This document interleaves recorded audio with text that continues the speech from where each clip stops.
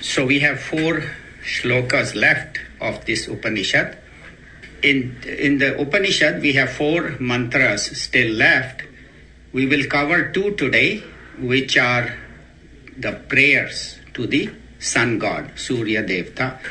Because one of the criticisms that people talk about when they talk about the Upanishads, they say that there are no prayers. It is all just knowledge. There is no heart. There is no love. So right in this Isha, which is the first of the 11 major Upanishads, Isha, Kena, Katha, and so on, there are 11 major Upanishads. Already we have 2 very beautiful prayers to this sun god. And then next week we will be, today also after the 2 mantras, if we have time, I'll like to spend a little bit time on talking about Vishnu Sahasranama, because it is Bhishma Parva. So what are the Yudhishthira's questions and what is the benefit of chanting Vishnu Sahasranam? So we'll do that today.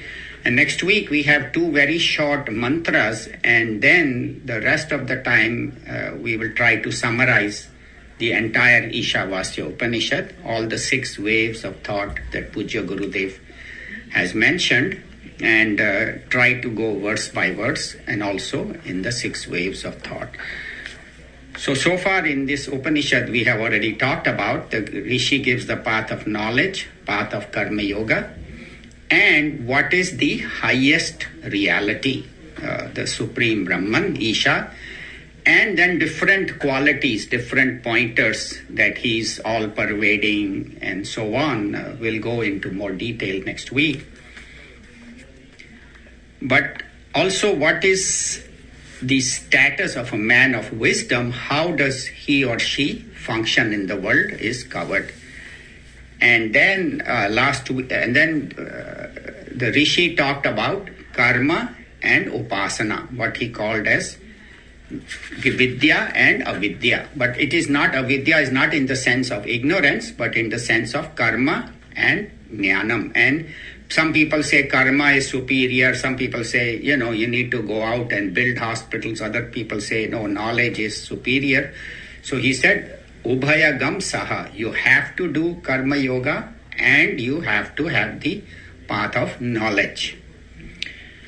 And they work together. They are complementary. They are not conflict. There is no problem. And last week there was those 3 shlokas, which were a group of 1 divided into 3, where they talked about bhakti and jnanam, impersonal and personal God. But the language of the Upanishads, where he says it will lead you to darkness, say if you only do bhakti, it does not mean that you will be thrown in some well of darkness. What it means is that ignorance will not go. See, darkness is what? Ignorance. And what is my highest ignorance? Of who I am. And unless you have both, you are not going to know who you are. Yes, you may know there is some God sitting up there and I pray to him and I call him Vishnu or Shiva or Mother Saraswati, but my ignorance of my true nature will only go when I combine bhakti and jnanam. So that's why when he says that those who worship the form go to darkness and those who worship the formless go to greater darkness, it's not to criticize the 2 paths, but to say that one alone will not remove your darkness of ignorance. If you want to have the light of knowledge, you have to do both. And in all our, Upanishads, they talk about. In fact, my favorite name of Bhagwan Vishnu is Durga. I think those of you who have attended Gita class have mentioned that. Out of the 1,000 names, Durga means fort, not Durga the goddess, but Durga the fort. Durga. And why? Because Gurudev in his commentary says, just as when you want to attack or capture a fort, what do? Because the fort is protected, you surround it from all sides, so they cannot escape, and then you attack the fort. So same way, Bhagwan Vishnu is the fort that we all want to capture. We want to capture Bhagwan, but we want to make sure he doesn't escape. So we use all 4, karma, bhakti, jnana and dhyana. So from all sides he is covered and he cannot escape. So that is the idea that all paths ultimately are work together and lead to the highest, and that is called immortality. So how do we get immortality? By remembering the Lord. So in Saddarshanam, Bhagwan Raman Maharishi says it very beautifully. If you haven't read Saddarshanam, please do that. It's a very direct path to the truth. And he says, Mrityunjayam mrityubhi ashritanam aham matir mrityum upayati purvam athasvabhavat amriteshu teshu kim punar mrityudhiyo vakashah. So he says that one who fears death, who says, oh, what will happen if I die? So what do? We go to the fearless, Mrityunjayam, who gives us fearlessness and gives us immortality. Does not mean that by going there I will live in this body forever. That is actually torture. That is not a blessing. That is a curse. But what it means is that worship of the one who is immortal will make me realize my immortal nature, that I am immortal. So that is the benefit. That's why he says, one who worships realizes his immortal nature. That's what he says, Mrityu Amritam Ashnute. That's what we had studied last time. So we see that this particular Upanishad, all Upanishads are actually Shrutis. That means they were heard by the rishis directly from the Supreme. So anything revealed in these Vedas is not human, but it is divine, especially the knowledge of the Upanishads. So my approach to this is that I may not understand it at this moment, but I need a guru to explain it to me. So that's why one should have reverence and faith for this knowledge, because if there is something that's not clear, that's my shortcoming, and that's why we have Puja Gurudev's commentary and other acharyas' commentary to tell us that. So this is a beautiful mixture of bhakti and jnanam. So we'll chant the 15th mantra. Jayashree, you would like to repeat? Hiranmayena patrena Hiranmayena patrena Satyasyapi hitam mukham Satyasyapi hitam mukham Tattvam pushana pavranu Tattvam pushana pavranu Satya dharmaya drishtaye. Satya dharmaya drishtaye. Together, you can please mute. Hiranmayena patrena Satyasyapi hitam mukham Tattvam pushana pavranu Satya dharmaya drishtaye. Most beautiful prayer. Actually, I didn't even know where this appears, but I had been chanting this for last several years. In the morning when I face east, I do the Gayatri mantra, and then I do this particular prayer. So somewhere I must have come across it. So I was so glad to get a very detailed commentary on that. So just I will do a word by word. Hiranmayena. Hiranmayena means golden. Maya means it is full of gold. Patra. Patra means a vessel, a pot. So this golden pot is covered by Satyasya apihitam mukham. Satyasya, of the truth, it is the sixth case. The face of truth, mukham, is apihitam. It is covered by the lid in this golden pot. So, Hiranmayena patrena satyasya pihitam mukham. So, I am not able to see the truth, O Sun God, because there is this golden pot that is covering my vision. So, only you, Tattvam Pushan, only you. Pushan here means nourisher. The nourisher, O Lord Sun.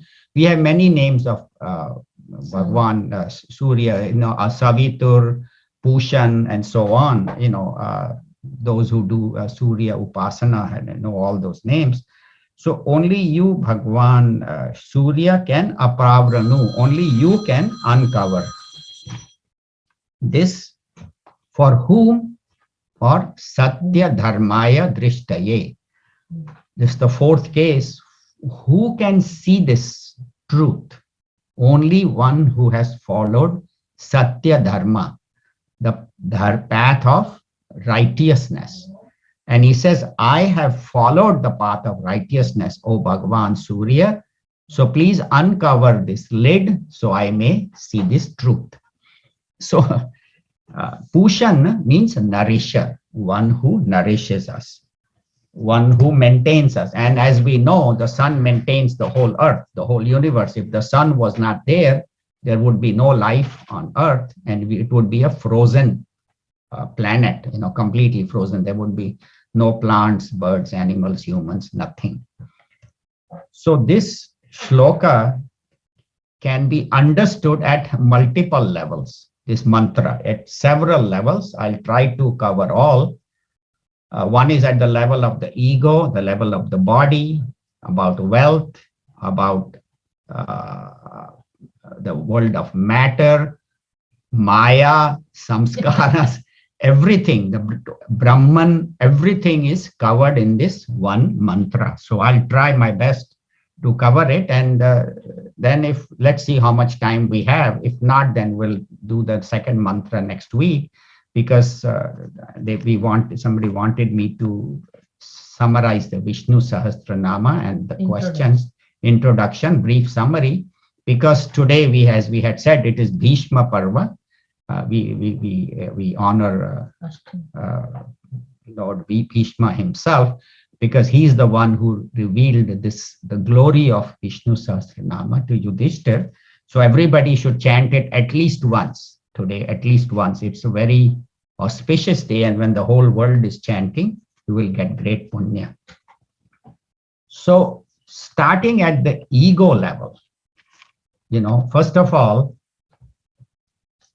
at the ego level, I have this idea that I am somebody special. And this ego clouds my vision, because this is the one that separates me from God. Because not only separates me from others, but from God also. Because as long as I think I am separate, I am never going to progress in my spiritual journey. So this ego has to be sublimated, has to be reduced to a bare minimum, where I don't exist. And we'll see in the next mantra where the student says that alone is, him is me. Well, that is in the next mantra. So chanting of this mantra is a very beautiful way to reduce the ego, that, oh Surya Bhagwan, by myself, I am not able to see you. I am not able to see the truth. Why? Because my mind is covered by ego, is covered by ignorance of my true nature. And therefore, I humbly pray to you, O Lord Surya, to remove my ego, to reduce my. So that is at the ego level. At the body level, this I had heard many years ago, this particular description of this mantra, where it is said that this body has a golden color, right? It's brownish, golden, light color or dark, but it has a kind of goldish hue. Also, body we revere like gold, right? For us, our body is most important. So this body is a golden part which is covering the truth, because as we have said many times, all of us are Brahman. I am that truth. I am infinite, but excessive attachment to this body, which is the golden lid, which is covering my true nature. So that is second. Third is at the level of possessions. So this vessel is said to be gold. Why? Because we love gold, right? Everybody who is here who doesn't want like golden jewelry, everybody wants. And we consider gold as wealth. That's why they say how many kilos of gold. In the olden days, they used to say, how many kilos of gold does this person have? That is his wealth. So wealth is considered as, and wealth does not only mean gold, means property, all my possessions, whatever I have. And what we do is we are so attached to these possessions, to the money and the wealth, that we don't have time to turn our mind towards God. So it is my vision of the truth is obscured by wealth, which is the gold represented by gold. And we see that very beautifully in Ramayana, where Sita ji, she left the palace, she left all her comforts and stayed with Bhagwan Sri Rama for 14 years in the forest without complaint. And even though she was told by all the Ayodhya Vasis, her parents, even Ram and Lakshman ji told her that don't come. And even when we are just listening, when the minister was sent, Sumant ji, Dasharath says, at least bring Sita back, because I promised her father I'll take care of her, and what care am I doing sending her to the forest? So at least bring Sita ji back. But she didn't. She never complained, and she stayed 14 years. But when did her mind get deluded? When she saw the golden deer, right? And then she should have understood that if it is golden, it cannot be a deer, because gold is matter, and matter cannot have sentiency. Matter cannot move. So if that is running and if it is made of gold, it has to be Maya. But what they say is, one of the readings says that the gods purposely deluded her mind so that otherwise, how would Ramchandra ji go pick a fight with Ravana, destroy him? See, the purpose of Ramchandra ji's birth was, so this whole drama was done by the gods in heaven to get rid of Ravana, because Ravana could only be destroyed by a human. See, that was his vardhan he had. And he said, a human can never destroy me. So this whole Leela was done. So the moment she left Rama and got attached to the golden deer, see, as long as she was with Rama, she had Sat Chit Anand, everything, whatever. So that's what happens. See, as long as whatever I have, I use that to reach God, that is good.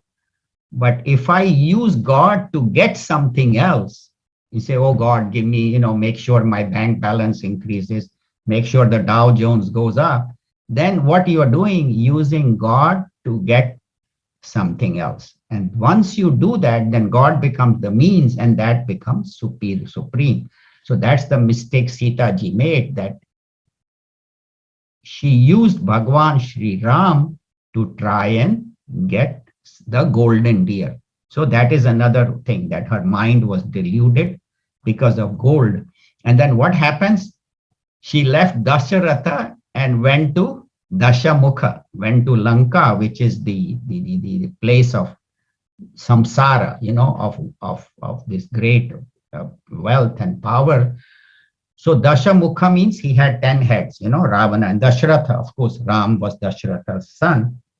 So from Dasharatha, who is the abode of goodness, she went to Dashamukha, who was the abode of evil. And Dashamukha is symbolic of the 10 senses we have, the 5 sense organs and the 5 organs of action. So these 10 senses bind us, get us caught. So that is symbolic, that Sita ji was caught and that's what happens to us. When we go after possessions, then all our senses, we see only that, and we want to acquire that. So sense organs and organs of action all get. And then what happened? But then she immediately, when she was taken, then she realized her mistake, and she said, I'm not going to repeat this mistake again. And even though she stayed in Lanka and Ravana gave her all kinds of, what do you call it?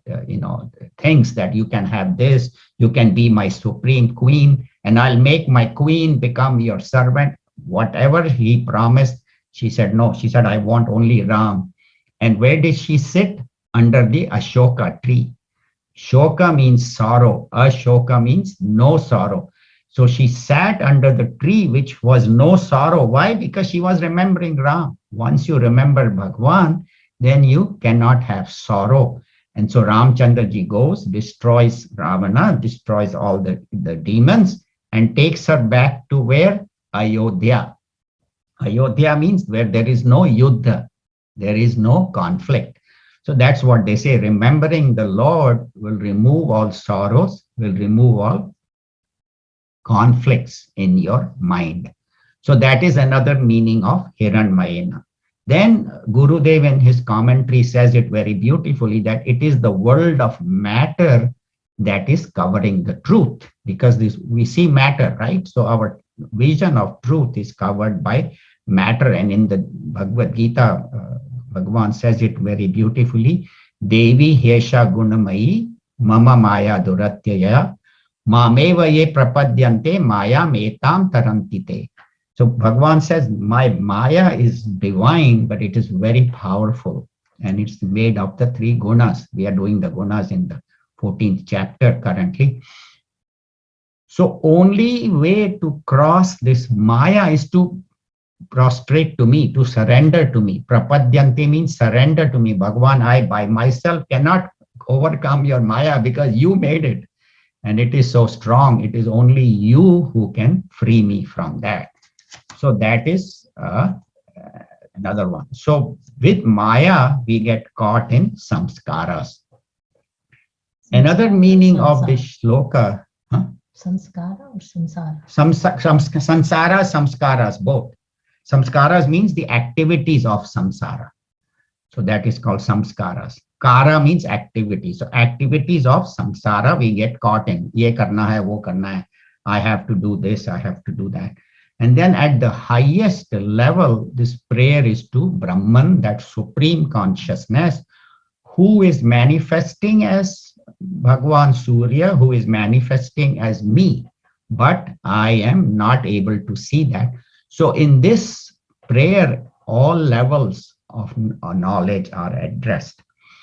And Ramakrishna Paramhans said it very beautifully that we have three goals in life: Kamini, Kanchan, and Kirti. 3 Ks. Kamini means the opposite sex. So we have love for that, attachment. Kanchan is gold, money, and Kirti is name and fame. So everybody in the world is engaged in acquiring those three, and that's why. So then, the student says, but I have a right. See, Gurudev in his commentary says it very beautifully. He says, I have a loving authority. I have a right to this knowledge, and Bhagwan Surya, you have to reveal it to me. So it's not a command, it's not an instruction, but it is a request coming out of love. And why? Because he is Satya Dharmaya. He has lived a life of righteousness. He has done what is right. He has done what is truth. Satya means truth. So he has lived a truthful life, doing the right thing. That's why our motto in India is Satyamev Jayate. It comes from Upanishad. Satyamev Jayate na anritam.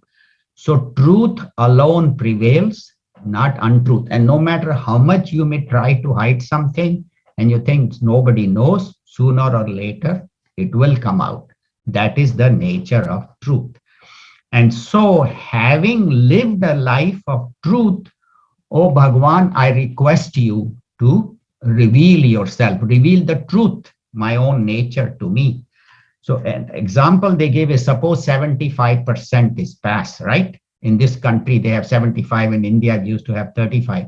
Say 75% is passed, and you have passed, appeared in the exam, and you got 68%. You have 7% short. So then you can request the teacher, teacher, look, I worked hard and but I couldn't get it. So teacher has the authority to give some grace marks. Okay, from 68, I make you 75. But suppose you haven't even submitted the paper, or you left a blank paper, or you wrote a few lines and you only got 5%. Can you ask the teacher for 70%? No, she's not going to give it. So the point is that we have to put our effort, and that is called sadhan chatushtaya. I have to purify my mind, do all the vivek, vairagya, control of that. But if I'm not able to reach that level, oh Bhagwan, then you alone can do it. I myself am unable to reach the truth. So that is the prayer of of the student. The example I had read is that children, there's an exam coming, and say you have a son or a daughter, and you tell her, there's only 1 month for the exam. If you study well and study hard and you do well in this exam, I'll get you whatever you want, right? So she says, okay, so for 1 month she's studying, no friends, no TV, just come out of her room for meals and then go back and study. And she does very well in the exam. She gets very good grade. Now she has the authority, right? She has the right to ask you.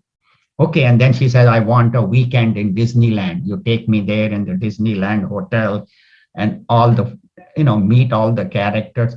So then the parents willingly do that because this child has put the effort. So same way, if you and I have put the effort and lived a life of dharma, lived a life of righteousness, satya dharma. Dharma means doing what is right to be done. Then I have no guilt. Then I am qualified. So that is why they say the sadhan chatushtaya is the qualification that gets you ready for the highest knowledge. And without that, you can study the scriptures, but you won't benefit. Vivek, Vairagya, Shat Sampati, and Mumukshutvam, strong desire. The other meaning of this is that, oh Bhagwan Surya, your light is so bright. If you look at the sun, the light is so bright, you can't see it. So what is the essence? What is the source? I am not able to see. And that we will be covering in more detail in the next shloka. So again, it says that strong light blinding me, so I cannot see. And in our Upanishads, they talk about two paths. Also in the Bhagavad Gita, Bhagwan Shri Krishna talks about Dhumo Ratri Taya Krishna Shanmasa Dakshinayanam, and then Jyotir Aha Agnihi Shanmasa Uttarayanam. So there is the path of Uttarayanam, the path of the north, the path of the south. Here the path of the north means the path of sun, the solar path. And the path of the south means the lunar path. This will be covered in a lot of detail in the next Upanishad that we will be covering. In the Prashna Upanishad, they have devoted so many mantras. So we'll go into more detail. But in briefly, the path of sun, the solar path, the northern path is the path of knowledge, path of day, path of brightness. So those who pursue that path very sincerely go to Brahma Loka, and from there Brahmaji again starts with Isavasya Midagam Sarvam. So again it will start with that. So better learn now itself. Don't wait for, first of all, to go to Brahma Loka is very hard, and then Upasya again, and then you have to study Sanskrit, by the way. So start studying Sanskrit from now itself. Anyway, so the point is that Brahma Loka is the path of Surya. And the path of moon is also not easy. Moon is what? That you do all the rituals, all the prayers, but you do them to go to heaven, to enjoy sense pleasures in heaven. And if Bhagwan says that's what you want, okay. Gita also says, whatever your Shraddha is, I make that Shraddha stronger. So if my Shraddha is sense pleasure, I want to go to heaven, he says, okay, go to heaven and enjoy heavenly pleasures, but you have to have done good deeds. If you haven't done good deeds, forget it. Then, of course, you go to the lower 6 worlds. But if you have done good deeds, but with the idea of enjoyment, pleasure, then that is the path of moon, because moon represents pleasure, right? All the sensual things all happen at night. Gambling, drinking, all those things happen at night, the path of moon. But those who have lived a good life, but their desire is pleasure, they enjoy heaven and they come back. So they say, oh Surya, give me that avenue which there is no return. See, Tad Gatva na Nivartante, Bhagwan says in the 15th chapter, Tad Dham Paramamama. So give me that path, O Surya Bhagwan, the straight avenue, straight path where there is no return. And this prayer also refers to Atman, the consciousness. Gurudev says in his commentary that it is this Atman, the consciousness, that is the nourisher. and that is light, that is brilliance. So this prayer is offered to the Atman, the consciousness. We have time. Huh? Yeah, also, yeah, the ego, that's Gurudev says in his commentary that this is chanted for a dying person. Does not mean that when he's taking his last breath, then you chant. It is useless for him because wo kya karega? It is for us, for the ego to be destroyed. Yeah, for the death of the ego, this mantra is chanted. We have a few minutes. You want me to finish the next mantra or do Vishnu Sastra Nama and leave for questions, and then we can do the next mantra next week? What do you think? You can finish 3 next week. Yeah, we can finish 3, and then the following week do the entire summary of Isavasya Upanishad.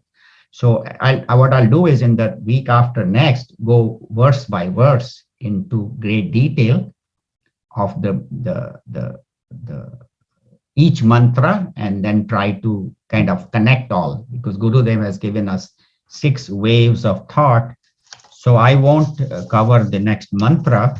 So we will talk about the Vishnu Sastra Nama, which we are chanting. We're requesting everybody to chant today because it is Bhishma Parva.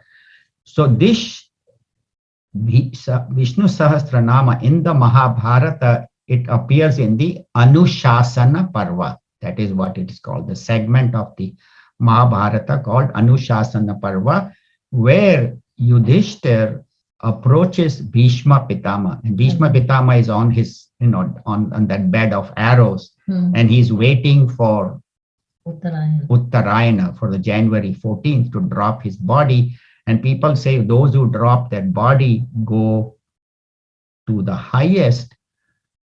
But does that mean so everybody who drops after 14 January will be liberated? There could be ants and bugs and animals. So, but we'll talk in more detail next week. The idea is that those who follow the solar path, the path of knowledge. This Vishnu Sahasranama appears in several Puranas, not only in Mahabharata. It is also appears in a Sikh text called Sundar Gutka, a version of that. So it is so interesting that the Vishnu Sahasranama is there in not only in Mahabharata, in Puranas, and even in the Sikh texts. And the word Sahasra means 1,000, which means infinite. It has, Bhagwan has infinite names. And what they say, I'll come to Yudhishthir's questions, but I'll give some general information about Vishnu Sahasranama. So they say chanting the Vishnu Sahasranama, when it is done with great devotion, what they call as a Phalashruti, what is the benefit? They say it gives name, fame, wealth, and knowledge. It will give you the name and fame. It will give you whatever worldly possessions you want, but most important, it will give you purity of mind. Knowledge will purify your mind. Chanting the name of God, that's why Sahasra is infinite. See, God is infinite. Actually, God is infinite, right? Everything is Him. Everything is that, Him, her, that. But 1,000 represents infinite. And the Gurudev in his commentary says that, of the Vishnu Sahasranama, says that God cannot be known as an object or even as by a human mind. So when the mind is quiet, then God, the individual realizes the infinite nature of God. And the Lord reveals Himself when you chant this mantra with faith and when it is done daily. So that's what they say. It is very important to, if not daily, at least do it as often as you can. And Bhagwan Vishnu represents the entire universe. Of course, like in Shiva Puran, they'll say, Shiva is supreme. In Devi Puran, they'll say Devi. In Ganesh Puran.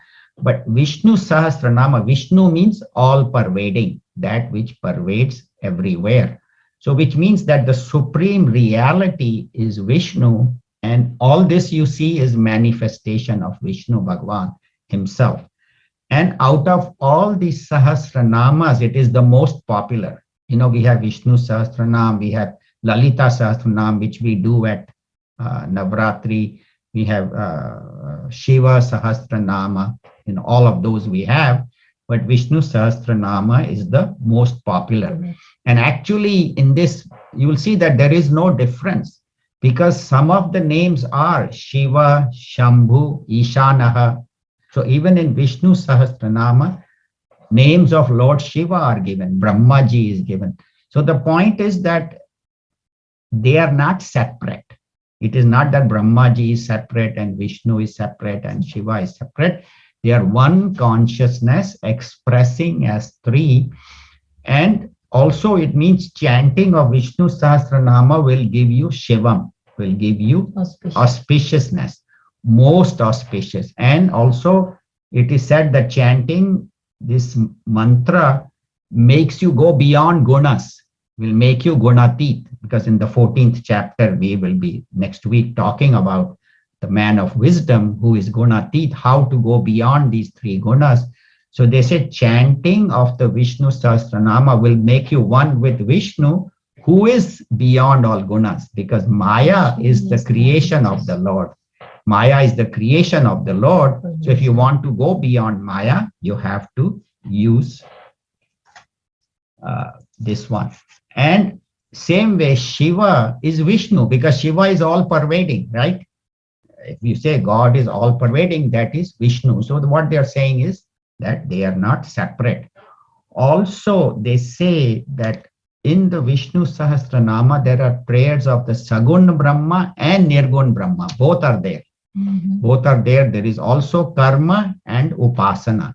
How is there karma? You chant the 1,000 names. That is karma. And what is upasana? Shantakaram, Bhujagashayanam, Padma. So when you chant the Bhagwan's beauty and his qualities, that is upasana. And chanting itself is karma. And then there are so many names there which indicate the all-pervading nature. Vishwam Vishnu, right away there, those two talk about the infinite nature, that this universe is the whole Bhagwan, Vishwam is Vishnu, and Vishnu himself is all-pervading. So karma, bhakti, jnana, all are covered in Vishnu Sahasranama. Also another place I read that Bhagavad Gita and Vishnu Sahasranamas are chanting of Vishnu Sahasranama and studying the Bhagavad Gita. Again, chanting again does not mean only mechanically chanting, but if you can study the meaning of the names and do it, that's why this book that Gurudev has written called 1,000 Names, 1,000 Ways to the Transcendental, but Puja Gurudev has taken commentary by Shankaracharya ji, and it is said when Shankaracharya ji approached his guru and got the highest knowledge, the guru instructed him to write a commentary on the Vishnu Sahasranama. And Shankaracharya ji, Bhagwan Shankaracharya ji wrote a commentary on each of the 1,000 names.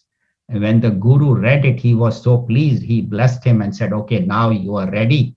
Now you can go out and spread this message.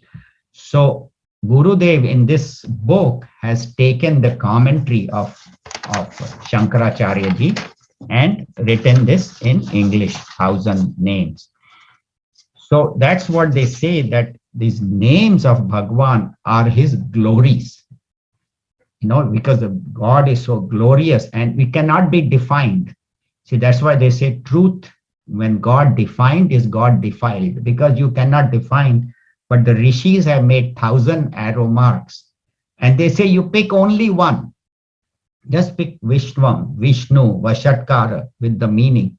Or sometimes they say Ramanama, just chanting the name of Rama is equal to 1,000 names of Vishnu.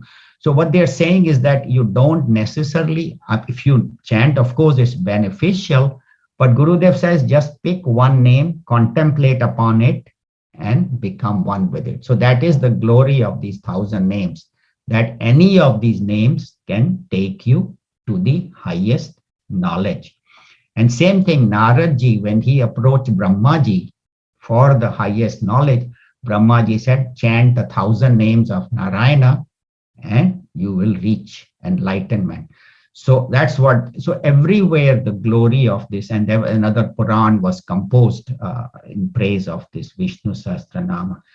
So it is said that Yudhishthira approached Bhishma on the bed of arrows and asked him 6 questions, and they were answered by Bhishma. So the 6 questions are, who is the greatest Lord of the world? And I will just read the Sanskrit. Kim ekam daivatam loke, who is the greatest Lord on the world? And then Bhishma says, Pavitra nam pavitram yo mangalanam cha mangalam daivatam devatanam bhutanam avyaya pitaha. So he says the greatest Lord of the world is Bhagwan Vishnu, who is pure and mangala and auspicious. And he is the father, he is the origin of this universe, father, mother, all. And avyayam, it is immutable, unchanging, permanent. So that is the greatest Lord of the world. And then he asks, who is the greatest refuge of all? Kim vapyekam parayanam. So again it says, paramam yo mahat teja, paramam yo mahat tapaha, paramam yo mahat brahma, paramam yah parayanam.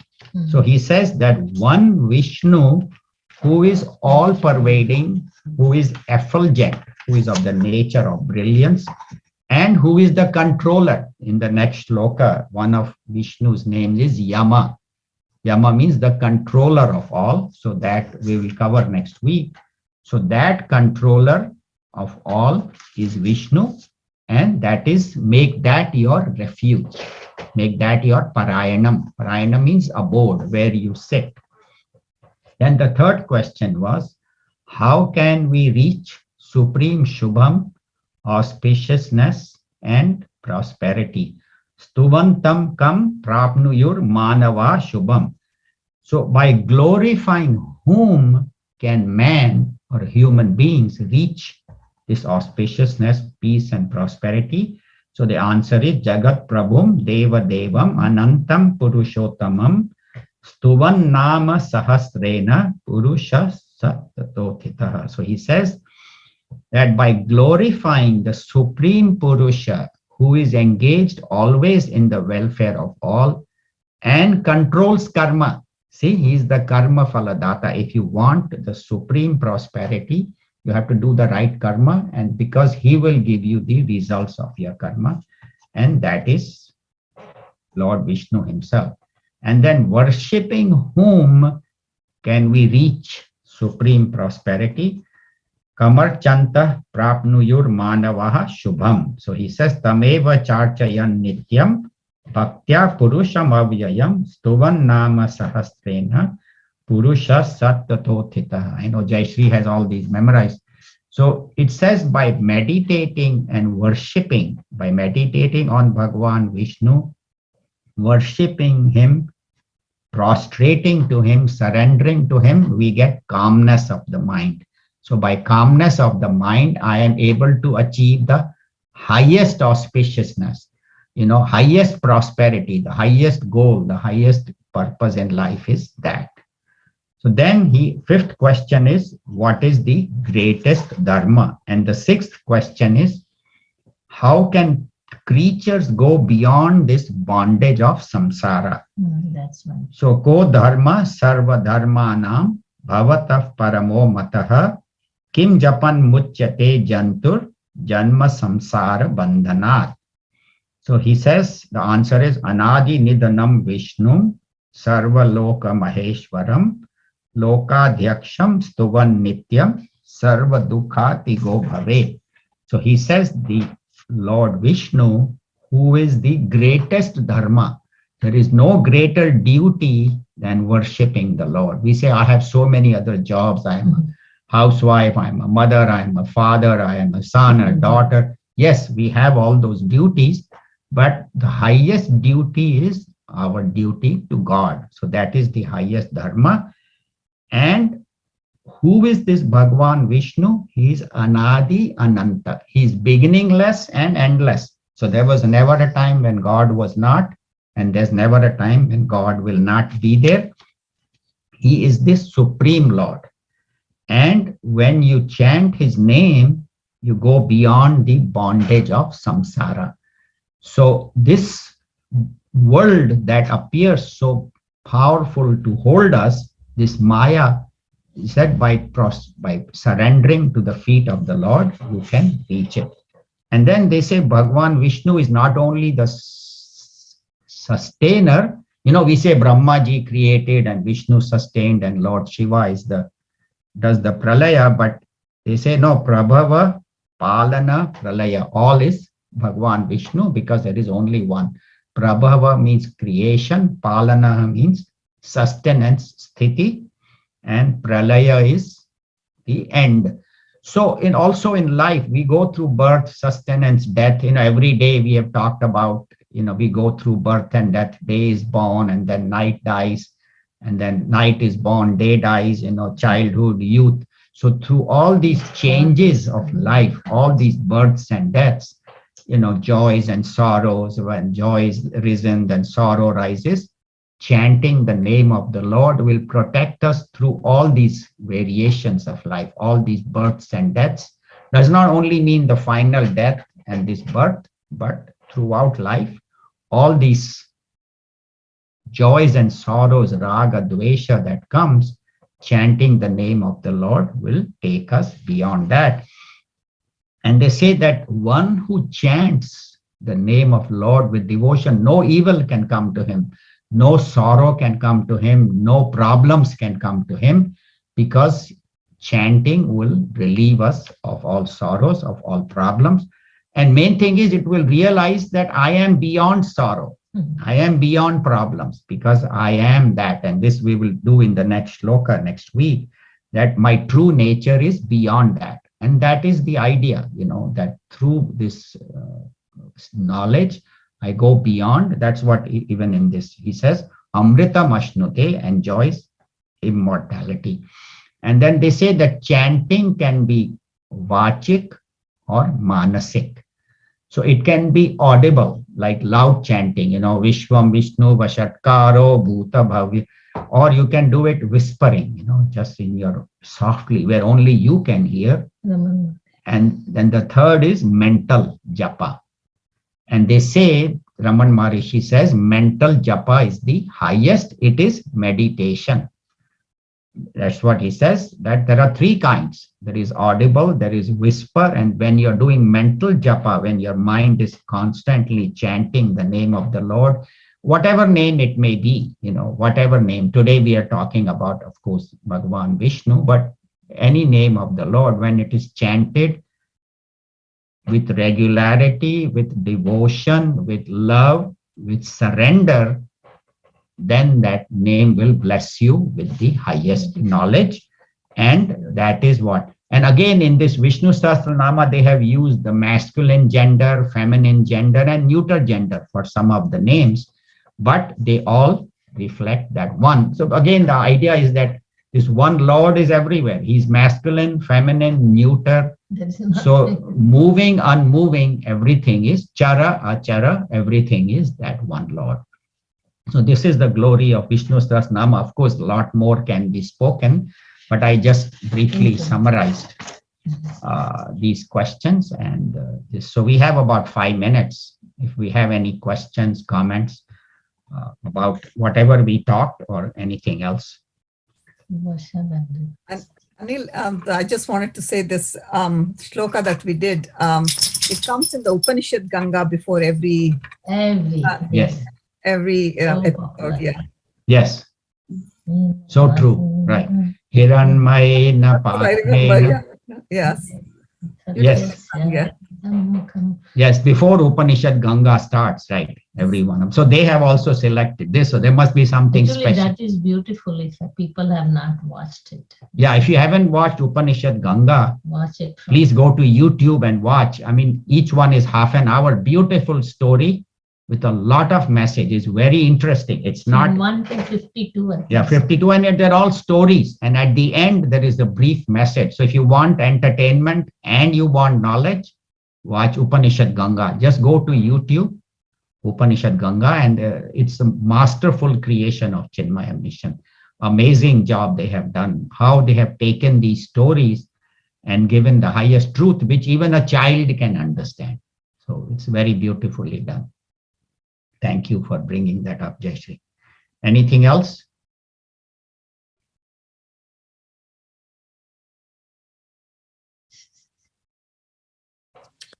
Thank you, question? Anil. Thank you. Oh, I sure. just have one picture in my mind that when Bhishma Pitama was on, when Yudhishthir went to Bhishma Pitama, Krishna was right with him, right? Yeah. Krishna. That's what the pictures they always shows. Yeah, Krishna was there, but she said, did Krishna say it or the Bhishma? No, said it? Bhishma said. Bhishma Because said. he asked him the question. Yeah, he asked him the question. Bhishma was Okay, himself enlightened. He was an enlightened master. He lived his whole life. So he asked. In fact, Bhagwan Krishna had great devotion for Bhishma. He always used to bow down to him, and because he was senior and all that. They all went Also, to him after Krishna, the he war. told Krishna, right? Krishna told him to ask Bhishma Pitama. Yes. Yeah. Yes. Krishna told him. Oh, okay. So yeah. So okay. Yeah. But No, Yudhishthir I just himself wanted. was. Yeah, Go I ahead. wanted to have some in my mind, clarity in my mind about how this all came about. I chant it every day, but I was like, I need to know exactly. Yeah. So okay, thank you. No, thank you for asking, because then it made me read also. See, that's the benefit. That's how I And benefit. then because today I see. I always had this narrow vision about it's in Mahabharata, but now we know that it's everywhere. Right. And it's So Yeah, no, I have the book too, so I'll read it again. The Gurudev's That's a book. beautiful book. Yeah, this one, Yeah, I had read it long time ago, The 1,000 Ways to the Transcendental. Gurudev, it's available in the Chinmaya Mission. I had read this a few years back. I don't remember all the meanings of all the names, but every name Gurudev has written 1 or 2 paragraphs very beautifully. He has followed Shankaracharya ji's commentary and then given it a modern interpretation. Vishwam Vishnu Vashatkaro Bhuta Bhavya Bhavat Prabhu. So it is the past, present, future, everything is Vishnu, that. So everything, whatever you see, is that. Thank you. I had a small question. I looked in the book of hymns, for that, for this stotram, and it started out. Well, I didn't really know what it meant, but I don't think it's like there were like pieces that were missing, and then it jumped to those 6 questions, and then it says Bhishma Uvacha. Those are the answers then to the 6 questions. Right. Bhishma Uvacha. Right. Where does it then start the names? See, first in the introduction, it is Yudhishthira Uvacha, then Bhishma Uvacha, and then the 1,000 names start. Vishwam, Vishnu. Then they do the stuti. Shantakaram, Bhujagashayanam, Padmanabham, Suresham, Vishwadaram. But the names start from Vishwam, Vishnu. And the name starts from Vishwam, Vishnu, Vashatkar. But they praise the Lord's form before they do the 1,000 names. So the first name is Vishwam? Yeah, Vishwam, Vishnu, Vashatkaro. Okay, I'll look for that then. Okay. Yeah, and that's where the 1,000 names start. Okay, I just couldn't understand the structure of it very well. Okay. Right. And then the glory of chanting was explained by Bhishma Pitama. Yeah, the beginning method I'm missing in that book. In the book of hymns? Because it's a long conversation before that. Yeah. But you can Google it. You can Google it. And if you go to Google and put Vishnu Sahasranama, they will give you the questions, the answers. Though Gurudev has done a much better job of answering it. And they will introduce it and also talk about each name. Yes. This book has everything. This is Mission's book too. Acha. Yeah. Same thing. This book has again the questions, the where it was located, how it happened, and the answers, and all the benefit of chanting and everything. All 1,000 names each every. And each name Gurudev has done in like about 1 or 2 paragraphs of each name, like Vashatkara, the one that controls everything, for like all that. So all of that. So each name Gurudev has. Yeah. Sometime you mean do that? It'll be nice. Okay. That way everybody will. Okay, sometime in the future. Next one, I am preparing Prashnopanishad. It's very interesting. It's a longer Upanishad and very different approach to the highest reality. So we'll do 1 more week, maybe 2 weeks, and then we'll start Prashnopanishad. I think Vimalji had done that many years ago. At least I don't remember much of what he said. Prana and Rai and all. So we'll be covering that. He did that. Yeah, he did that Prana Rai, but I mean, at that time, maybe my mind was not ready because I don't remember much. So we'll do that next week. We'll do the closing prayer. Om Purnamada Purnamidam Purnat Purnamudachyate Purnasya Purnamadaya Purnameva Vashishyate. Om Shanti Shanti Shanti. Hari Om Shri Guru Pyo Namaha. Hari Om. Thank you very much. Hari Om.